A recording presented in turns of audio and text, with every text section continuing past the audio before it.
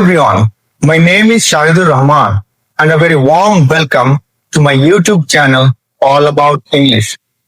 This is my very first video on YouTube, so I'm very excited to be starting this journey with all of you.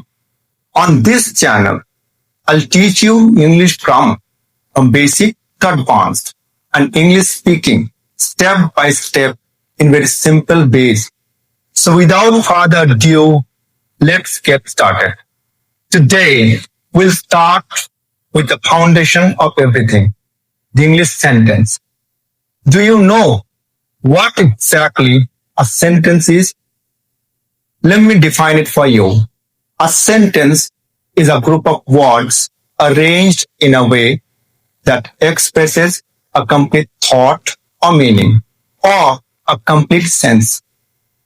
Let me show you some examples. So, there are 3 example sentences here. Read them aloud with me. The first sentence, Ram goes to school. The second sentence, Meena has a bag. And the third sentence, iron is a metal. After reading these sentences, what did we get? A complete thought or meaning, or a complete sense.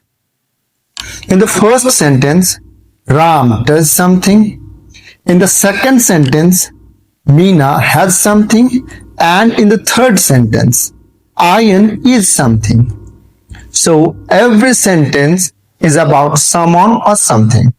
And there is some information about this someone or something. Now let me dive deep into it. A sentence is a combination of 2 things, the subject and the predicate. The subject is who or what the sentence is about, and the predicate is the part of the sentence that gives us information about the subject. In the first sentence, Ram is the subject because Ram is who the sentence is about, and goes to school is the predicate because it gives some information about the subject Ram. It tells us what Ram does.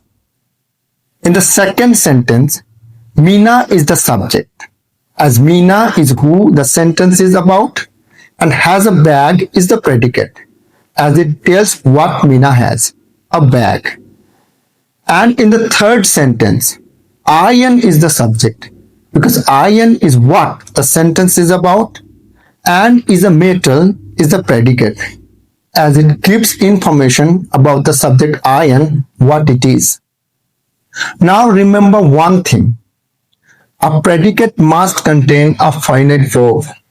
In these 3 sentences, goes, has and is are finite verbs. And one more thing.